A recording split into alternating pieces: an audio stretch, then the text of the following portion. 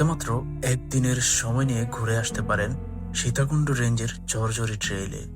এই ট্রেল ধরে প্রায় 2 ঘন্টা হাঁটলে সর্বপ্রথম যে ঝর্ণা চোখে পড়বে তার নাম ঝরঝরি ঝর্ণা। ঢাকা থেকে মাত্র একদিনের ভ্রমণের জন্য সীতাকুণ্ডে অসংখ্য ঝর্ণা রয়েছে, তার মধ্যে ঝরঝরি ঝর্ণা একটি।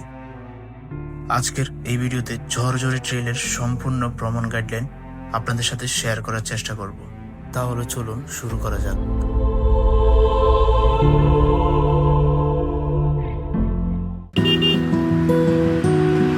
ঝরঝরি যাওয়ার জন্য সর্বপ্রথম গন্তব্য হচ্ছে সীতাকুণ্ডের ফন্তিচিলা বাজার। ঢাকা অথবা দেশের যে কোনো জায়গা থেকে ঢাকা চট্টগ্রাম রোডের যে কোনো বাসে করে চলে আসতে পারেন এই ফন্তিচিলা বাজারে। ভাড়া মোটামুটি ঢাকা থেকে 600 টাকার মতো। বাস থেকে নেমেই ফন্তিচিলা বাজারের 40 টাকার মধ্যেই নাস্তা সেরে নিলাম এখানকার লোকাল হোটেলে।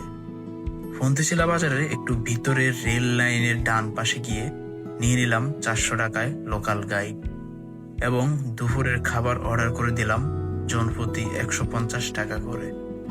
থাকবে মুরগি, আলুর ভর্তা, ডাল এবং সাথে থাকবে ভাত।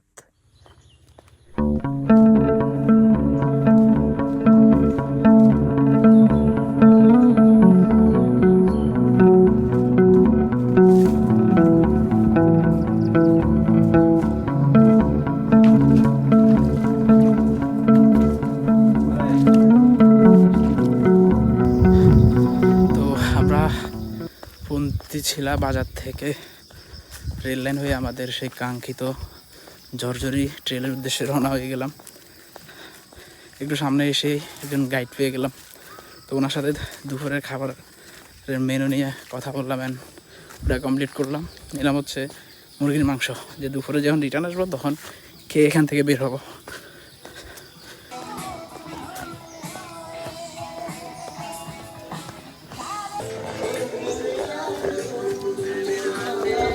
এই ঝরঝরি ঝর্ণাতে যাওয়ার সময় রাস্তাগুলোতে অনেকগুলো জিরিপথ পাওয়া যায়, যে জিরিপথগুলোরে এখানকার লোকেরা কানে জিরি বলে।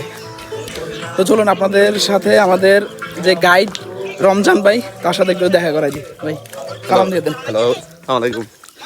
আমাদের রমজান ভাই, ওনারা যদি চান কেউ এখান থেকে কন্ট্যাক্ট করে, ফোনের মাধ্যমে কন্ট্যাক্ট করে ওনার সাথে এটা কন্ট্যাক্ট করতে পারেন। তো ওনার বাসায় কিন্তু আপনাদের জন্য খাবারের ব্যবস্থা আছে, যদি চান আপনারা এখান থেকে রিটার্ন করে খাবেন দুপুরের খাবার, ওইটা ওনারা ব্যবস্থা করে দিবে। তো ওনার সাথে কথা বলে নেন, ওনার নাম্বারটা নেন যদি দরকার হয়। ভাই আপনার নাম্বারটা বলে দেন যদি কেউ আসতে চায় আর কি। 019435633360। আমি তারপরে স্ক্রিনে দিয়ে দিচ্ছি। আর দেখুন এই জিরিপথগুলো হচ্ছে কানে জিরি বলে এগুলোকে।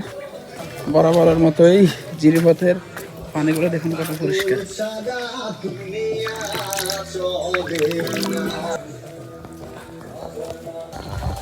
এরাই হচ্ছে মূলত বনদস্যু, কারণ এরা এখানকার যত যে পরিবেশের যে একটা সুন্দর যে গাছগুলা সম্পদ, পরিবেশের সম্পদ বলা হয়, সেটা এভাবে কেটে আসলে কাঠগুলো এভাবে পাচার করে। এরকম আসলে অসংখ্য দেখা যায়। যদি এখানে ঢুকার পর থেকে এখন পর্যন্ত তেমন একটা দেখি নাই, শুধুমাত্র একজনকে দেখছি। বাট বান্দরবনে যখন ঢুকা হয় তখন দেখা যায় আর কি বিশাল বিশাল গাছগুলো কেটে একদম মরুভূমির মতো করে ফেলতেছে। তবে ট্রেকিংটা কিন্তু অতটা কষ্টকর না, কারণ রাস্তাগুলো একেবারে প্লেন। সামনে কি পাহাড়ের পথ আছে? পাহাড়ের পথ আছে। আচ্ছা,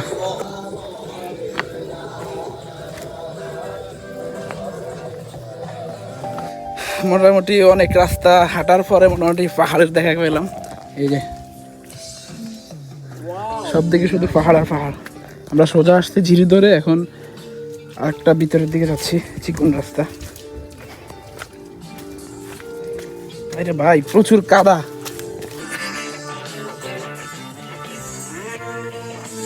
এখানে যা ভুল করে প্রথমে যেটা দেখাইছি এদিকে চলে যা, ওইদিকে ভুল করে আর কি। ও সোজা রাস্তা দিয়ে চলে যায়, আমরা চিপে ঢুকছি। হ্যাঁ, এই গেটে ভুল করে। আচ্ছা, ওইদিকে কি ঝর্ণা আছে আরেকটা? ওইদিকে জন্য নাই, ওইদিকে শুধু পাহাড় আর পাহাড়, শুধু ভুল করে। আচ্ছা, গাইড ছাড়া আসলে মোটামুটি ভুল রাস্তায় ঢুকে যায়। আসলে আমি তো ভাবছি সোজাই, কিন্তু আপনি না ভিতরের দিকে ঢুকছেন। এই গাইড নিয়ে আসার সবচেয়ে বড় অ্যাডভান্টেজ হচ্ছে এইটা, দেখা গেছে একটা জায়গার রোড হচ্ছে 5 মিনিট লাগবে সাপোজ ধরলাম, দেখা গেছে যদি গাইড ছাড়া আসে রোড দিয়ে সারাদিন ঘুরবে, কিন্তু মূল স্পটে পৌঁছানো সম্ভব না।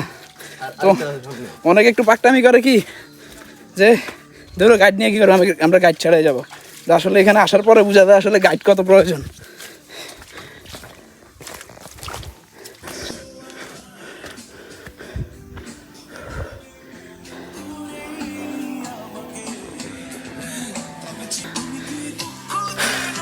পাহাড়গুলা খুবই দাঁড় খাড়ানো।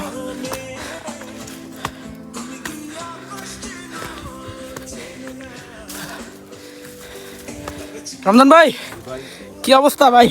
ভালো। কষ্ট হইতেছে? না সমস্যা না, আমাদের এটা কোনো ব্যাপার না ভাই। আপনাদের প্রতিদিনের কাজে? হ্যাঁ এটা তো আমাদের অভ্যস্ত। বানর দেখবো, বানরই বানর। এই বানর দেখছেন? এই যে বানর।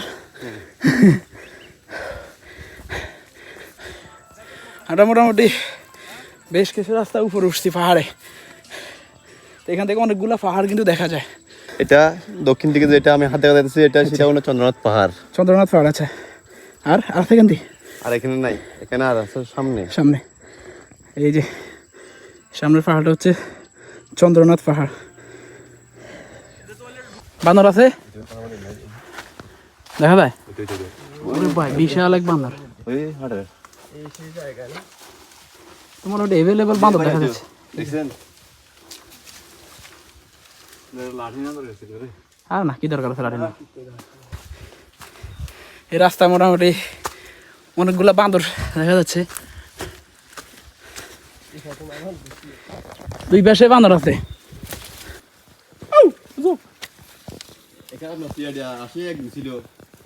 পাহাড়ের একটা শত্রু বলতে পারেন, দুইটা শত্রু পাইলাম। দেখুন জোঁক আর হচ্ছে কি কয় এটি বড় বড় কালো কালো পিঁপড়া। এটি হচ্ছে এই জায়গার খুবই ভয়ঙ্কর। যোগ আছে এবারে এর পায়ে যোগ দেওয়া যাবে না, হাত দিটা ছেড়ে যাবে না, হাত দিটা দে। হচ্ছে আমাদের সে জর্জিরির যে ঝর্ণা ওইটার পানির স্রোত। দেখুন আমরা এতক্ষণ যে জিরিটা ধরে আসছি এটা হচ্ছে অন্য কোনো জিরির পথ, যে পানিগুলো এখান দিয়ে আসে এদিকে নেমে যায়। দেখুন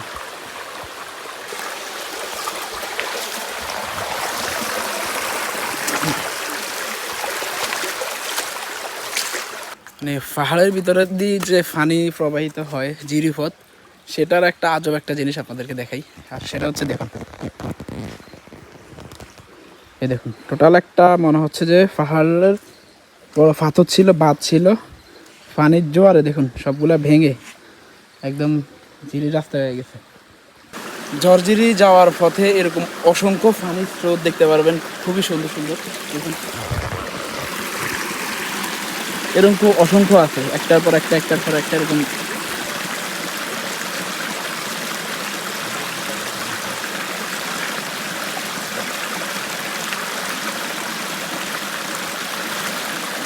মনে হচ্ছে আমরা ঝরঝিরি ঝর্ণার একেবারেই কাছে চলে আসছি।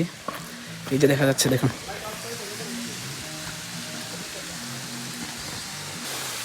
অবশেষে আমাদের সেই কাঙ্ক্ষিত ঝর্ণা, আমাদের সেই কাঙ্ক্ষিত ঝরঝিরি ঝর্ণা। যদিও পানির স্রোত খুবই কম, কারণ বর্ষার সময় চারপাশ দিয়ে পানি প্রবাহিত হয়, কিন্তু এখন একেবারেই নেই।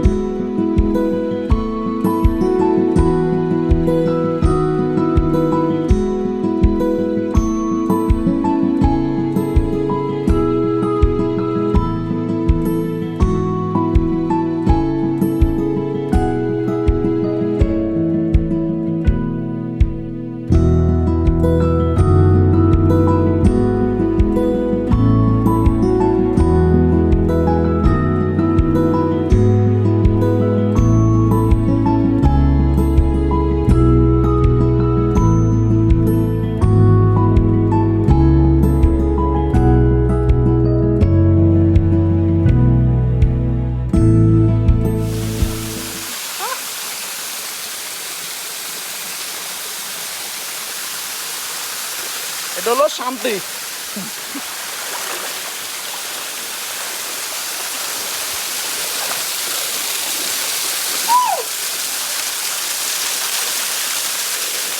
ও শান্তি রে।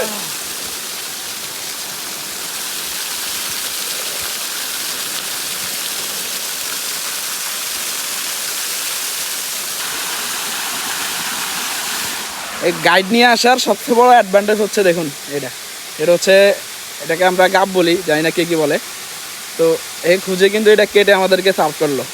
তো এটা কিন্তু আসলে নিজে নিজে আসলে পাওয়া যায় না, সেটা হচ্ছে শুধুমাত্র গাইড থেকে পাওয়া যায়। তা মোটামুটি এই ধরনের ট্রেলগুলোতে ঘুরতে আসেন, ঝর্ণা বা যে কোনো টুরিস্ট প্লেস, তো এখানে আসে কিছু লোক আসে জায়গাটা হুট করে ঘুরতে আসে। মানে নর্মালি যারা অ্যাডভেঞ্চার প্রেমী তারা আসলে এই ভুলগুলো করে না। সেটা হচ্ছে দেখুন দেখা উল্টাপাল্টা খেয়ে বোতল, তারপরে এটা দেখা এটা ময়লা টলা এটি কিন্তু পচে না, এটি হচ্ছে একেবারে সারা জীবন থেকেই যায়। এই জিনিসগুলো আসলে জিনিসটা নোংরা করতেছে পরিবেশের। এটা বোতলে কাইটা কি করছে এনে ভালো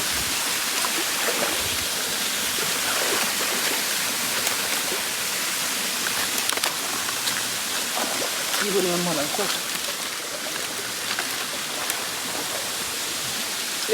এই দেখুন কি পরিমাণ ময়লা, আরো অহরহ আছে, এগুলো এখন আস্তে আস্তে খুঁজবো। তো এখানে কেউ চাইলে কিন্তু এসে কিন্তু ক্যাম্প করতে পারেন। এই যে দেখুন ক্যাম্পিংয়ের জন্য একটা জায়গা আছে, এখানে অনেকেই এসে ক্যাম্পিং করে। যখন বড় কোনো গ্রুপ আসে দেখুন তারা চুলা বসায় রান্না করতো। আমরা লোক বেশি না বা ওই ধরনের কোনো প্রস্তুতি নিয়ে আসি নাই, তবে এখন যদিও ক্যাম্প করে মজা পাওয়া যাবে না। মজাটা বেশি হচ্ছে বর্ষাকালে, কারণ ওই সময় পানি থাকে ভরপুর, এখান দিয়ে ভরপুর এভারেজে পানি যায়। এই কারণে ওই সময় এখানে ক্যাম্পিং করবে আসলে বেশি মজা পাওয়া যায়। তো আর এই হচ্ছে ময়লা, দেখুন মানুষের হাতের ময়লা। আমরা যারা আসি আমাদের মধ্যে কিছু টুরিস্ট আছে, তারা এগুলা করে। দেখুন এখানে দেখুন অহরহ এই ধরনের জিনিসগুলো পাওয়া যায়। এগুলো এখানে না ফেলে এগুলো একটা ফলে নিয়ে আসি, ফলেতে করে নিয়ে নেওয়া যায়। আমি এগুলো এখন আস্তে আস্তে উঠাই অন্য যে কোনো একটা সেফ জায়গায় নিয়ে এগুলো ফেলাবো। তো এখন আমরা যাব হচ্ছে স্বর্গের সিঁড়ি নামক একটা ঝর্ণা, আমাদের গাইড বললো ওটার পাশেই। তো আমরা এখন ওই দিকে যাচ্ছি, আপনাদেরকে সাথে শেয়ার করব দেখি স্বর্গের সিঁড়ি ঝর্ণাটা কেমন। আমি এখন পর্যন্ত আর শুনি নেই। এরপরে একটা আছে মুক্তি ঝর্ণা না কি জানি, তো ওইটা ইনশাল্লাহ অন্য ভিডিওতে দেখাবো। এখন হচ্ছে স্বর্গের যে সিঁড়ি যে এটা বললো ঝর্ণাটা, তো এখন আমরা ওই দিকে যাব।